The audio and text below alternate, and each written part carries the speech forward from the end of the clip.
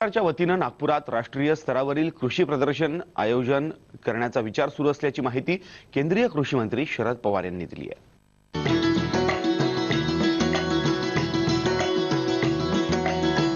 नागपूर इथल्या agro region परिषदेला शेतकऱ्यांचा उत्स्फूर्त प्रतिसाद मिळतोय। केंद्रीय कृषी मंत्री शरद पवार यांनी ही कृषी प्रदर्शनाला भेट दिली। पंजाबराव देशमुख कृषी मंत्री असताना दिल्लीमध्ये राष्ट्रीय कृषी प्रदर्शन आयोजित करण्यात येत होतं।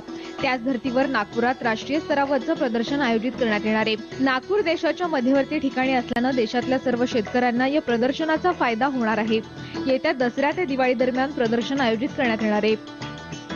हे एक्झिबिशन क्रॉप सायन्सच्या संबंधीचा असेल, सॉइलच्या बद्दलचा विचार करणारा असेल, वॉटर कन्झर्वेशनचा विचार करणारा असेल, ॲनिमल हजबंड्रीच्या संबंधीचा असेल, फिशरी ॲक्वाकल्चर याच्या संबंधीचा असेल आणि ॲग्रो प्रोसेसिंगच्या संबंधीचा असेल, तर त्याला उपयुक्त आणि आवश्यक अशा प्रकारची जागा आणि या सगळ्या गोष्टी ह्या उपलब्ध करून देण्याची भूमिका आत्ताच या ठिकाणी सगळ्या संयोजकांनी केलेली आहे।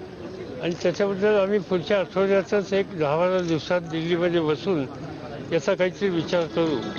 विदर्भातल्या शेतकऱ्यांच्या कुटुंबातल्या नव्या पिढीचा दृष्टिकोन सकारात्मक आहे। अशा प्रदर्शनामुळे नव्या पिढीला प्रोत्साहन मिळत असल्याचं पवार यांनी सांगितलं की विदर्भातल्या शेतकऱ्यांच्या कुटुंबातल्या नव्या पिढीची दृष्टी भयंकर बदलते, त्यांचा अप्रोच पॉझिटिव्ह आहे। नवीन संशोधन, नवीन टेक्नॉलॉजी ही जाणून घेण्याच्यासाठी त्यांच्यामध्ये भयंकर आस्था आहे आणि जे उपयुक्त असेल त्याची उपयुक्तता आपल्या शेतामध्ये करण्याच्या बद्दलची भावना दिसते। राज्यातल्या काही भागात पडलेला दुष्काळाचा प्रश्न गंभीर आहे। पावसाळ्यात पडणारं पाणी शेतकऱ्यांनी अडवायला हवं। तसंच शेतकऱ्यांनी ठिबक सिंचनाचा वापर करून कमी पाण्यात पीक घेण्याचा सल्लाही केंद्रीय कृषी मंत्री शरद पवार यांनी दिला। साम टीव्ही नागपूर।